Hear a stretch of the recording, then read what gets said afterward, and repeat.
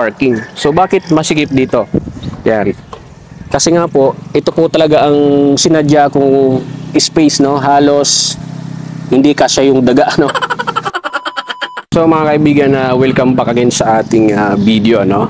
Sa mga bago lang sa ating video, kung ngayon mo lang to napapanood, ang mga tinuturo ko kong video dito ay more on driving tutorial, no? Mga ideas, mga tips, mga techniques. Kung gusto niyo yung mga gantong mga content, mga kaibigan, follow nyo po yung aking page, subscribe sa ating YouTube channel, and then meron din tayong TikTok account, mga kaibigan, ano? Ayan, para po sa mga aspiring drivers, sa mga beginners, sa mga nag-uumpisa pa lamang mag-aral mag-drive. So yan, kaya nga po tayo gumagawa ng mga tutorial video. Anyway, ang ituturo ko po sa inyo, ang ipapakita ko po sa inyo, mga kaibigan, kasi ito po yung madalas na natatanong po dito, no? Actually, ito po ay medyo advanced na to, kasi parking po ang gagawin ko ngayon, no? Which is reverse parking na medyo mahaba yung ating aatrasan papunta sa pagpaparadahan natin at medyo may kasikipan. So yun po yung aking setup. Ngayon, ito pong video na to ay para po ito dun sa mga medyo marunong nang mag-drive, hirap lang sila sa pagpapark. Ngayon, kung kayo po ay new driver lang, beginner, wala pang experience, so try to watch this video and then let's find out, sana maintindihan nyo po, no? So again, ang video po na to ay para po ito dun sa mga laging nagtatanong na nahihirapan sa pagpark tapos medyo mahaba yung aatrasan. So nag-set up ako ng parking, no? Pakita ko lang sa inyo yung ating dadaanan pa atras, kaya para may idea po kayo. Alright, so ito po yung ating kotse, no? Yung gagamitin natin. Manual transmission po ito. Ayan, isa pa sa advantage dito, no? Sa mga namamatay ng makina habang pa-reverse, ipapakita ko na rin sa inyo, mga kaibigan. So as you can see, dito po tayo magpa-park. Ayan. Yan po yung setup kong parking, mga kaibigan. Yung may mga cone na yan. So medyo naka-slant lang siya. So yan, dyan tayo magpa-park. So masikip po yan, no? Dito, dyan tayo sa gitna papasok. Ngayon, yung kotse natin, dito manggagaling. Yan, dyan siya manggagaling. Tapos, aatras tayo. Simula dyan, aatras tayo. Yan, aatras tayo. Dito tayo dadaan paatras, mga kaibigan. Yan. Tapos doon tayo lulusot. Paatras. Yan, hanggang makapasok tayo doon. Pa-reverse. Okay. Kung mapapansin nyo po, mga kaibigan, no? Medyo paahon yun, paumbok yung sitwasyon na yun doon. So possible pag hindi natin alam ang gagawin, pwede tayo mamatay na makina. Anyway, ipapakita ko na rin sa inyo kung paano yung diskarte dyan. So let's go, try na natin. Okay, para sa mga naka manual transmission na hirap sa reverse, namamatay ng makina, hindi makapag-adjust sa steering wheel. Okay, so ang setup nito, mga kaibigan, ganito po yan, no? Okay, so side mirror nyo dapat nakasetup ng maayos dahil wala po tayong ibang makikita dyan kundi side mirror lang. Ayan, dyan natin makikita kung mayroon tayong tatamaan. Pati sa rear view, dapat nakaayos yan. Ngayon, ang pag-adjust po ng steering wheel, kung nakikita nyo may tatamaan po kayo dito, ay by inch lang ho, no? Huwag nyo pong pipihitin ng sagad unless kung kayo ay paliko na pa-reverse, katulad doon sa dulo. Yan, sa atrasan natin doon sa dulo, medyo kailangan natin lumiko ng paatras, kaya kailangan natin itong isagad pagdating doon. Pero galing dito sa ating kinalalagyan, hanggat diretso naman po yung sasakyan, makikita naman yan sa side mirror yan, so diretso lang po ang steering wheel. Okay, so ang magiging footwork po natin dito, mga kaibigan, ito po yung madalas na nahihirapan tayo, no, sa pag-reverse, namamatay ng makina. Ito naman, siguro naman sa tagal nyo na pong napapanood yung mga video ko, alam nyo na po yung tinatawag kong biting point. Ang biting point po kasi, mga kaibigan, ito po yung gagalaw siya ng marahan. Kailangan stable po ang galaw nyo.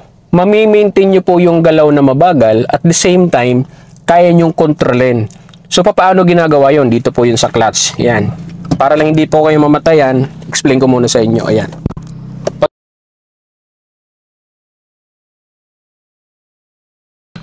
Ayan, pag inilagay nyo po sa reverse yan, kunwari naka-reverse, ngayon, ang release po ng clutch dyan, kailangan, kung i-release nyo siya, gradual, tapos, pag naramdaman nyo pong gumalaw niya sa paatras, kailangan nyo lang pong i-maintain or kailangan stable po ang galaw ng sasakyan.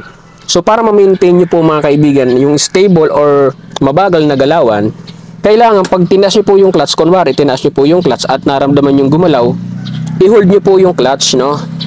I-hold nyo po siya at pwede nyo po siyang makukontrol. Kunwari, gusto nyo mas mabagal pa, huwag nyo po siyang itaas. Mas maganda kung medyo ilubog nyo siya ng konti. Yan. Sa pamamagitan nun, makukontrol nyo po ang galaw ng sasakyan paatras. Okay? Kasi yan po ang mangyayari dyan. Kahit wala pong tapak ng gas pedal, kaya nyo pong pagalawin na mabagal na gumagapang ang inyong sasakyan para hindi po kayo nahihirapan sa pagpapark. So may mga kotse din po kasi mga kaibigan na minsan hindi kaya ng clutch lang. So yun po ay nilalagyan ng counting gas na at least mga 1,000 to 1.5 RPM. So yun yung tinatawag na kailangang timplahin. Basta't ang importante doon, kahit nag-a-apply po kayo ng counting gas, ang importante lang naman doon, nakokontrol nyo ang clutch. Hindi po talaga siya bibitawan totally dahil po pa-reverse po ang galaw natin. So anyway, simulan na natin para mas makuha po natin. So clutch down. Okay, doon natin ng pinto, medyo madilim lang, sana nakikita nyo. Okay, clutch down. Then gawin natin ay silpit lang tayo. Yan. So ilalagay ko ng reverse. Yan, lagay ko ng reverse, then disengage ko yung handbrake. Yan. So actually, kung may camera po kayo sa likod, mas maganda, malaking tulong yan. Ngayon, sa side mirror, titingin pa rin tayo hanggang madala natin dun sa ating lilikuan sa dulo. Okay, hanggang sa makapag-park tayo dun sa pinakita ko sa inyo. Ngayon, itataas ko po yung paa ko sa clutch pedal, mga kaibigan. Ayan, tataas ko po siya. Pag naramdaman ko po siyang gumalaw, yan, tataas ko na po, isasabay ko lang dito sa aking daliri, no? Tataas ko siya ng dahan-dahan. Pag naramdaman ko siyang gumalaw, katulad nito, nagalaw na po siya. Ayan, pansinin niyo po, gumagalaw na tayo ng mabagal. So naka-steady po yung paa ko, naka-hold po siya, hindi ko po siya binibitawan at wala na po muna akong tapak ng gas kasi kaya naman siyang igalaw ng clutch lang. Okay, again, kung hindi po kayang igalaw ng clutch biting point lang na naka-steady ang paa nyo, pwede nyo pong lagyan ng konting gas na at least 1,000 to 2.5 RPM. Pero since ang kotse natin ay kaya po siyang igalaw ng clutch, so yun na po ang gagawin. Kukontrolin ko ang galaw sa pamamagitan ng clutch biting point. Okay. So yun po itong ating pagpaparadahan, pansinin nyo po siya sa katabi ng multicab na puti. And then tuloy-tuloy po yung ating atras. Kung mapapansin nyo yung distance natin dito sa gilid, nakamainti naman, diretso naman kasi mabagal yung takbo natin. So nakadiretso ang manibela. Okay. So ngayon, pipihit po ako ng pakaliwa. I-full turn ko po ito pagdating ko po dun sa papasukan ko. Ayan, yung last na tubo po na yan, yung huling tubo po na yan po yung pinakang end ko, no? Yan po yung magiging reference ko dyan. So, ang gagawin ko dyan, yan. Pag tumapat sa gulong, yung tubo po na yan, tatapat ko lang sa gulong yan, then saka po ako mag-full turn pa kaliwa. Ayan. So, mas maganda, ihinto nyo po muna. Ayan. Lalo pag masikip, ayan. Mas magandang ihinto nyo na pagka yung reference point nyo, yung tatamaan nyo, itinapat nyo na sa gulong. So, full turn, kasi liliko po tayo doon ng paatras. Bali, ito po yung forma natin. Papasok po tayo dyan. Paatras tayo hanggang dun sa pagpaparadahan natin. So, ipo-full turn ko po ang aking steering wheel. Ayan, full turn. Ngayon, liliko po ito ng pakaliwa dyan hanggang makapasok tayo dun. Okay. So, clutch biting point, control lang po sa clutch kasi yun po ang paraan para mapagapang nyo po ang kotse nyo. So, wag lang kalimutan tumingin sa side mirror, dito, at saka dito. So, 1 second, mabilisan sulyap ang tingin sa side mirror, kabilaan. At kung pansinin nyo po dito, no, ayan, halos iniiwasan na po natin yung tubo. Ayan, itong may monoblock na to na plastic. So, clutch biting point mga kaibigan, medyo paahon lang to. So, pag medyo hindi siya gagalaw, pwede nyo pong lagay ng konting gas kasi medyo may humps po yung ating aatrasan. So, lalagay mo ng konting gas ng at least mga 1,000 to 2.5. Ayan, maglalagay ko ng gas. Ang gagawin natin ngayon, umaatras na po tayo. Yan, medyo masikip. So mag-a-adjust tayo forward, lagay ng first gear, clutch down, lagay ng first gear. So bakit tayo mag-adjust move forward? Kasi po yung likodan natin alanganin, masikip. Para maka-forma lang tayo dun patalikod, yan paatras. So moving forward tayo, babawiin ko to sa kanan, steering wheel, yan. So aabante tayo ng konti, yan. Okay, then stop, clutch down, brake, then lagay sa reverse. Lagay sa reverse. Yan. Then again, full turn nyo ulit sa kaliwa mga kaibigan. Okay, full turn ulit sa kaliwa. Then, clutch biting point. Angat nung clutch sa biting point is steady pagka kumapit or gagalaw na. Then lalagay ng konting gas pag ayaw gumalaw. Yan. Na hindi binibitawan yung clutch. Okay, tandaan mga kaibigan ha, konting gas lang para hindi po masunog ang clutch nyo. Yan. So kung mapapansin nyo, unti-unti akong gumagalaw dito. Yan. Kasi nga po, medyo ang daanan dito ay medyo malubak at may mga humps. Okay. So ngayon, yun na po yung pagpaparadahan natin yung may mga cone. So ang gagawin ko rito, din pa-reverse tayo. Yan. Papakita ko sa inyo mga kaibigan kung saan ang reference point natin dito. Yan. Ang pinakang reference point dito, yan, makikita nyo sa side mirror, yung malapit sa multicab. Yan. So ipoporma ko yung aking likodan ng sasakyan dyan. Poporma ko lang yan, ilalapit ko dyan. Yan, kung mapapansin nyo, lumalapit tayo. Yan. So since masikip po yung mga kaibigan, hindi po siya maluwag, ganyan po kalapit ang pipinahan nyo. Ayan, yung cone po na yan, yung pinakang nakikita nyo na malapit sa may likod ng multicab na white, itatapat ko po yan sa gulong. Yan. Okay. Pag tumapat po sa gulong, ayan, nakita nyo po siya. Ganyan lang po ang space niyan. Talagang masikip po siya.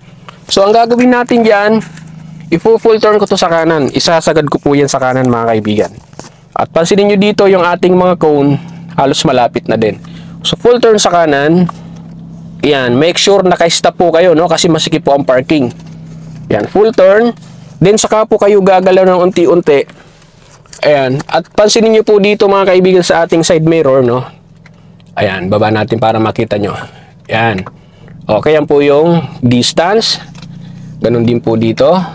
Ayan. Okay, so kaya ko po siya full turn dahil babangga po siya doon. Okay, full turn natin sa kanan to. And then, unti-unti, gagalaw na po tayo ng dahan-dahan. Yan. Again, kung ayaw po gumalaw, again, gagasan nyo po ng konti. Hindi po kakayanin ng clutch lang kasi medyo ang atras po natin ay paahon. Okay, pansinin nyo po dito at dito, yan, halos magkakaroon na ng space hanggang sa pumasok siya ng maayos. Yan. Okay, yan po yung magiging space. So naka full turn lang po ang ating steering wheel sa kanan at kung mapapansin nyo, yan. So, yan po yung magiging senaryo. Yan. Nakikita na po natin yung mga cone. So, sa sitwasyon na ito mga kaibigan, nakikita natin yung mga cone na halos pasok na naman na. Pwede na natin tong idiretso yung ating steering wheel. Okay. 1, 2. Make sure na nakatigil po, no? And then, tuloy lang tayo sa pag-reverse. Since yun na nga po mga kaibigan, ito po yung pinaka-challenging sa atin. Medyo ang parking natin ay medyo paahon po siya, no? Hindi patag, kaya ang gagawin natin, naka-control tayo sa clutch biting point, naka-steady, din lalagyan po natin ng at least 1,000 to 2.5 RPM. Ayan. Pansinin yung RPM natin umaangat-angat. Kasi nilalagyan ko po siya ng paunti-unting pindot sa gas pedal. Ayan. So habang umatras po kayo mga kaibigan, tignan nyo lang po yung inyong gilid. Dapat hindi po tatama sa any object or semento dyan kung mayroon man. Ganun din po dito. Ayan. Okay. So kung mapapansin nyo, ayan. Then okay na po. Pasok na po tayo sa parking. Balik.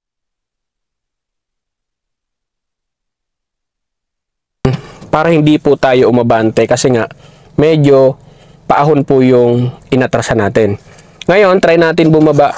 Papakita ko sa inyo yung ating parking. Okay. So, baba tayo. Yan.